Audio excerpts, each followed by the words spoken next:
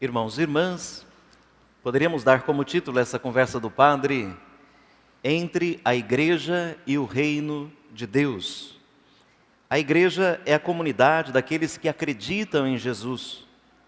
E porque acreditamos nele, estamos convencidos de que ao final dos tempos, a humanidade vai se converter naquela cidade de que nos fala São João no Apocalipse. É uma bela visão que João tem no Apocalipse. A humanidade habitando na cidade cheia de luz, rodeada de uma muralha que está aberta em todas as direções. 3 portas ao norte, 3 portas ao sul, 3 portas ao oeste, 3 portas ao leste, aberta a todos os povos. Nessa cidade não há templo, não há uma construção religiosa, simplesmente porque não é necessário. O seu templo é o próprio Deus que habita no meio desta cidade. Também, nesta cidade, a Jerusalém Celeste, nossa mãe, não é necessária nenhuma luz, nem sol, nem lua, porque a glória do Senhor é que ilumina todos os que vivem nela. A glória do Senhor é a luz única, suficiente, para todos os que habitam a cidade santa, Jerusalém, o céu. É um bonito sonho. Mas a realidade da nossa comunidade cristã, da nossa paróquia, da nossa igreja, é bem outra. Nós não temos toda essa luz, nós andamos como que tateando as apalpadelas, mais ou menos quando de noite a gente precisa andar, no escuro de casa, a gente vai meio que se segurando em alguma coisa, tocando para ter uma noção, uma direção. Às vezes temos conflitos, não sabemos bem como nem aonde ir, não temos ideias claras, surgem discussões, brotam divisões, provocamos prejuízos uns aos outros. Precisamos de reconciliação.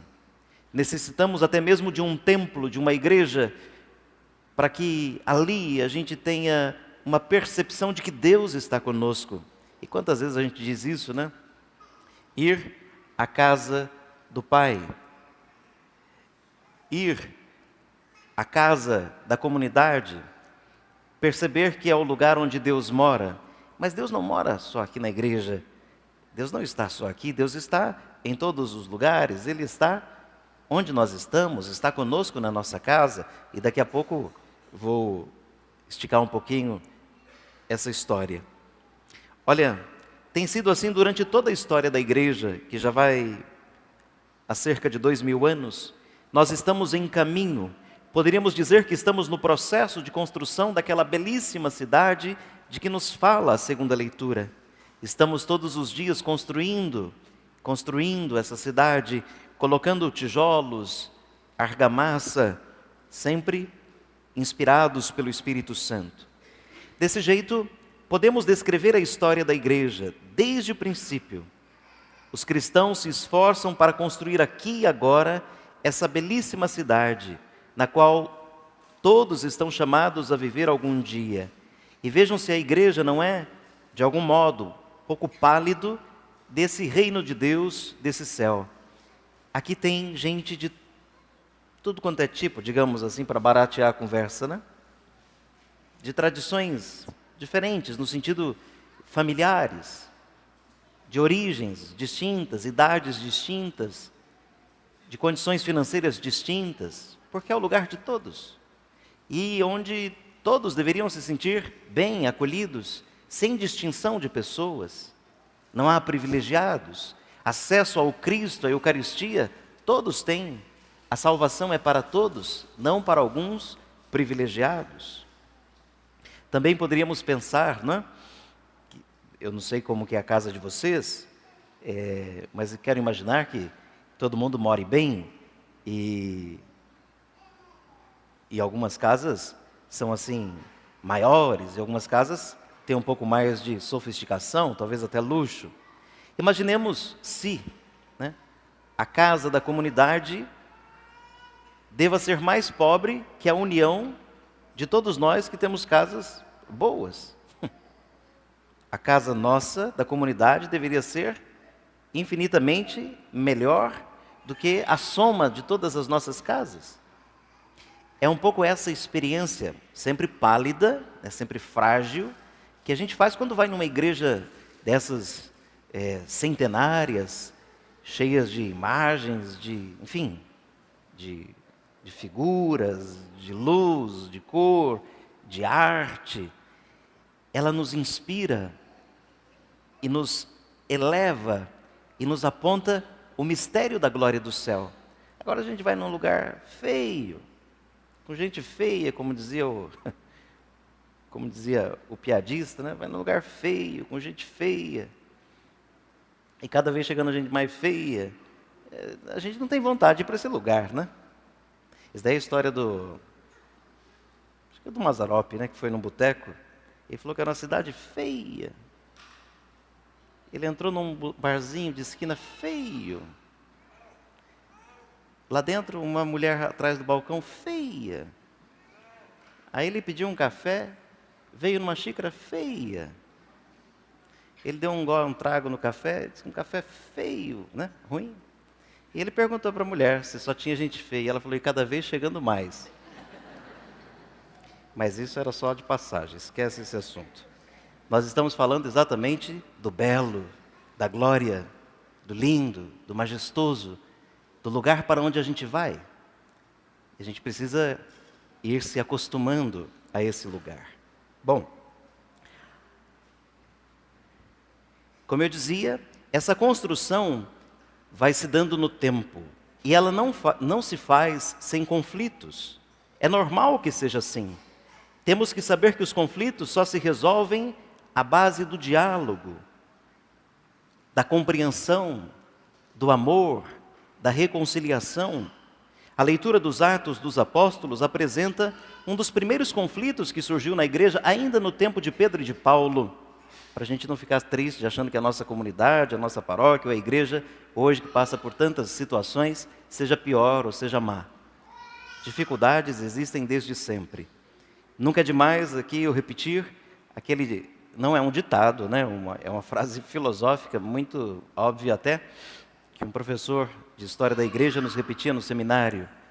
A frase era assim, onde há ser humano, há condição humana. Onde tem pessoas, tem condição humana. Traduzindo assim mais simplesinha, onde tem gente, tem problema de gente.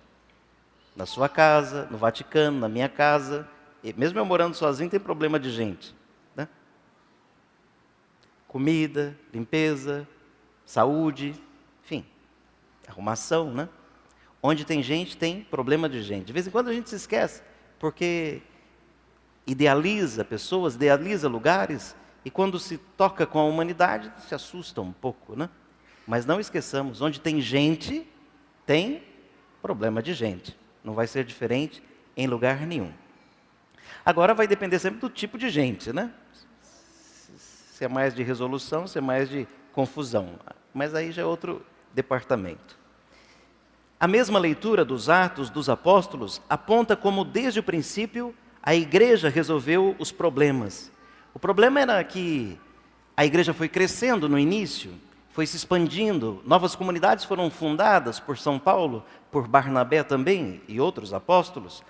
E de repente, ela que era ali de uma comunidade de judeus, modo de dizer, ela se expande e alcança os pagãos.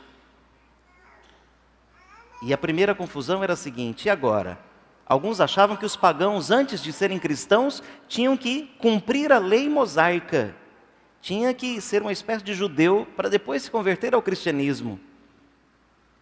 Aí fizeram um concílio, o primeiro concílio da igreja, o último foi o Vaticano II. O primeiro foi esse, capítulo 15 dos Atos dos Apóstolos, o concílio de Jerusalém. O Espírito Santo estava lá, Pedro estava lá, Tiago estava lá, Paulo estava lá, Barnabé estavam lá e outros também estavam. No final das contas, eles decidiram não impor nenhuma condição aos pagãos, porque todos eram bem-vindos à fé. Agora só precisavam cuidar de 2, 3 coisinhas para que não escandalizassem os outros, que era essa questão de comer carnes sacrificadas, aos ídolos, também do sangue de carnes de animais sufocados e das uniões ilegítimas. Por causa disso, tem gente que até hoje também não pergunta se o franguinho que está lá na panela foi destroncado ou foi cortado, né? Se for destroncado, não come, né? Mas vejam, gente, como entender isso? Isso poderia causar escândalo na comunidade. Por esses dias é a terceira vez que eu falo desse assunto, né? Mas vamos um exemplo prático, uma coisa meio boba até. Se você está indo para sua casa e encontra um trabalho na esquina, não é emprego, é um trabalho, né? Macumba. Aí você vê aquele trabalhinho lá na esquina. Se você quiser, pode chutar, sem problemas. Se você quiser tomar cachaça, pode tomar, sem problemas. Se você quiser comer o franguinho, estiver bem temperado, assado, etc., de repente você até chama quem fez o trabalho que você não sabe e fala, vamos comer. Pode comer. Agora, se você achar que se fizer isso, sua vida vai desandar, vai ser uma desgraça, passa longe. Se você é forte, não tem problema, vai lá, come, até se serve de novo, leva as florzinhas que tem, nem sei o que tem em macumba, mas, sei lá. Mas acho que tem isso que eu estou falando, né? Se você está com outra pessoa, você não tem problema, você passa ali sem problema, sem dificuldades. Você tem condições de chutar aquilo, beber a cachaça e levar o frango para casa. Se o outro que está com você não tem, não faça, não escandalize o outro. Não escandalize aquele que é mais frágil que você. A palavra de Deus em algum momento vai dizer, ai dos escandalosos. O outro exemplo bem idiota, imaginemos que o padre aqui da paróquia fosse bem cabeludo, coisa que está longe de ser. Bem cabeludo. E desse para fazer um estilo punk, assim, uma coisa, né? Então, espetasse o cabelo, metade roxo e metade verde. Poderia fazer? Poderia. Mas ia escandalizar alguns. Ia distrair a missa, né? Ao invés de olhar para o Cristo, ia olhar para o cabelo do padre. Seria uma coisa assim, desnecessária, ruim. Então, a decisão ali foi nesse sentido. Olha, vocês são livres, vocês são assimilados como filhos de Deus também, vocês não precisam cumprir a antiga lei, só uma coisa ou outra que é do costume de vocês, seria bom que não fizessem para não escandalizar a comunidade, para não criar mais contenda. Avancemos. Para dialogar, é preciso aprofundar cada vez mais na fé e no amor de Jesus, e o amor a Jesus. Mantendo essa profunda relação com Ele, nós teremos o nosso coração cheio da sua paz.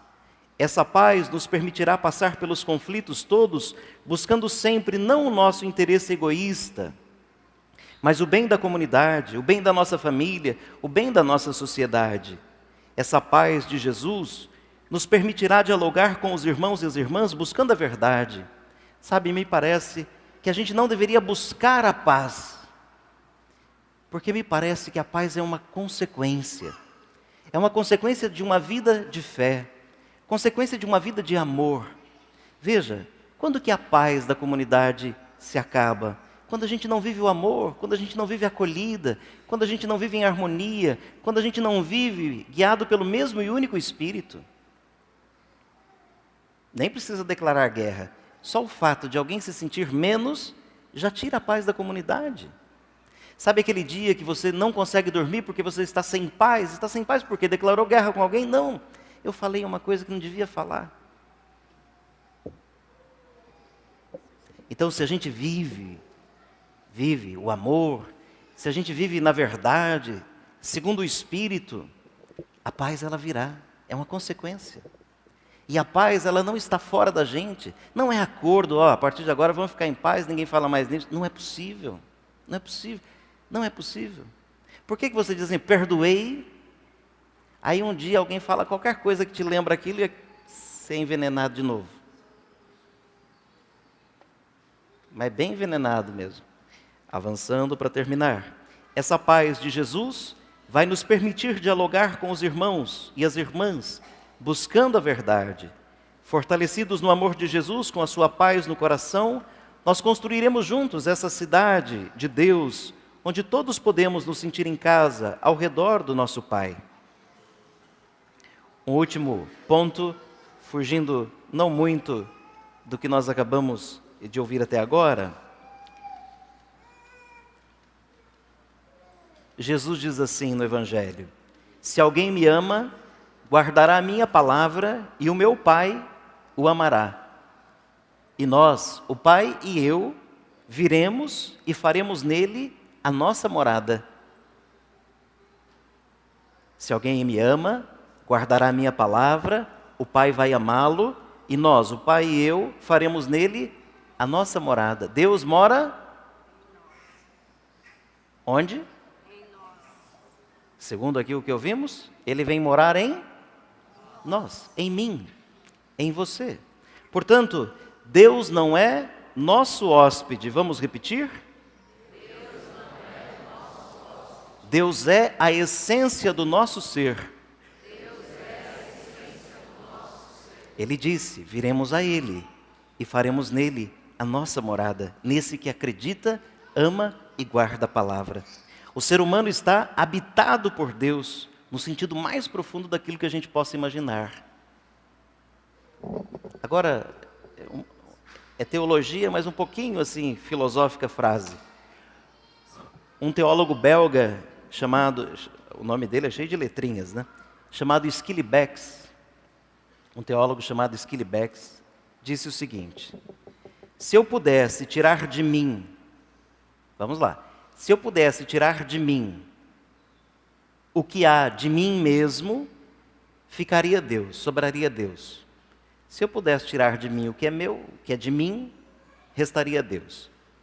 Se eu pudesse tirar de mim o que há de Deus, ficaria nada, sobraria nada. De novo, se eu pudesse tirar de mim o que há de mim, sobraria Deus. Se eu pudesse tirar de mim o que há de Deus, ficaria nada. Deus nos habita. Ele é a essência do nosso ser. Por isso, tudo está inundado de Deus. A árvore não é Deus, a pessoa não é Deus, a construção não é Deus, mas em tudo Deus se move. Tanto é assim, de manhã eu errei, eu achei que fosse do Ivan Lins, mas é do Beto Guedes, a música que diz que tudo que move é sagrado. Tudo o que move é sagrado. E isso é verdade.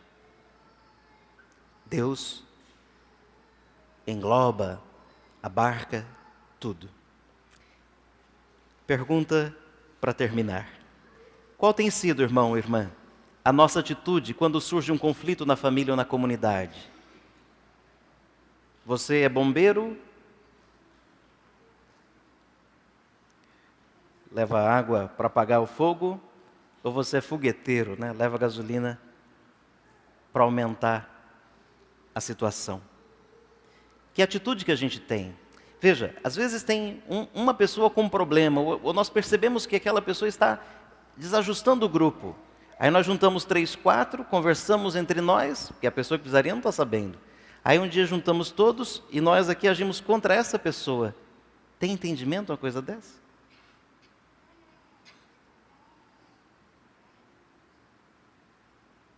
Às vezes, a sua mãe, os seus amigos, até o padre já está sabendo, só o seu marido que é o interessado não está sabendo. Não conversou com ele. Então, que atitude que a gente tem quando surge um conflito na família ou na comunidade? Nós facilitamos a participação de todos os interessados ou agimos de modo impositivo? Vai ser assim, porque assim tem que ser, é assim que eu quero, e se não, aí acabou. Nós dialogamos a partir do nosso egoísmo para que a coisa fique exatamente como eu quero, ou a partir da paz de Jesus, aceitando as coisas como são para que elas fiquem como Deus permite e quer. Abramos-nos ao Espírito para que Ele nos conduza, nós que já somos morada dele.